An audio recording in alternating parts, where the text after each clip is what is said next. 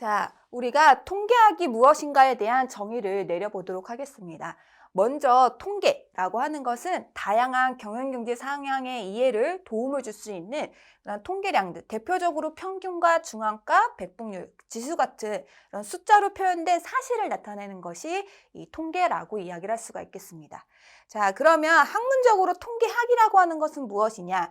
자, 이러한 여러 가지 숫자로 표현된 사실들을 이제 우리가 얻기 위해서 자료를 모으고 또 이를 분석하고 또 표현 그리고 해석하는 예술이면서도 굉장히 과학적인 그런 두 가지의 그런 부분이 합쳐진 학문이라고 이야기를 할 수가 있겠죠.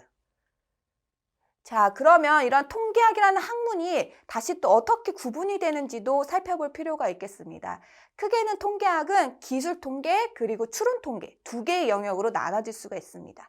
먼저 기술 통계라고 하는 것은 다양한 신문, 회사 보고서 등과 같은 대부분의 통계 정보를 이해하기 쉬운 형태로 요약된 자료로서 이제 우리가 기술 통계를 이야기를 할 수가 있겠고요. 그러니까 결국에는 통계학에서 이 기술 통계라고 하는 영역은 이 자료를 요약하기 위해서 표나 도표 그리고 다양한 수치적인 방법들을 활용하는 것으로서 이야기를 할 수가 있겠습니다. 따라서 우리가 기술 통계에 대한 학습을 할 때 이러한 표, 도표 그리고 수치적인 방법을 가지고 주어진 자료를 요약하는 그 구체적인 방법들에 대한 학습이 이루어질 것입니다.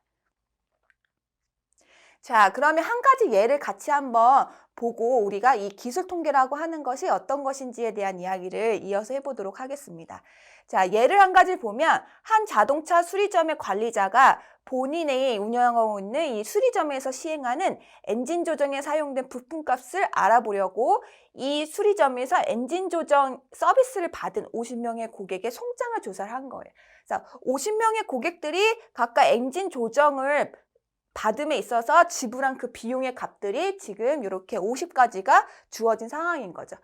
그런데 우리가 여기서 한 가지 주의할 부분이 뭐냐면 지금 이 자동차 수리점에서 엔진 조정을 받은 그 고객은 이렇게 실제 조사에 응한 또는 이제 그 조사에서 수집된 자료의 대상이 되는 이 50명에 한정된 것이 아니고 사실 더 많았겠죠. 그렇죠?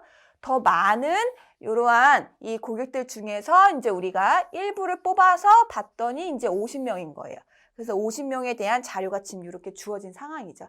그래서 우리가 뒤에 자세하게 배우겠지만 일단은 이 수리점에서 엔진 조정을 받은 모든 고객들을 이제 우리가 모집단이라고 이야기를 할 수가 있고요. 이 중에서 뽑힌 50명이죠. 그렇죠? 이 50명이 어떻게 되는 거예요? 이 50명이 이제 우리가 표본 이렇게 이야기를 할 수가 있겠습니다.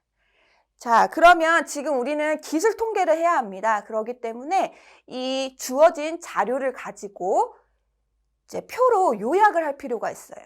자, 그러면 지금 전체 주어진 이 여러 많은 값들 중에서 가장 큰 값, 가장 작은 값을 여러분이 먼저 찾는 거죠. 그 다음에 지금 계속 그 연속된 이런 값들을 일정한 구간으로 나눠보는 거예요.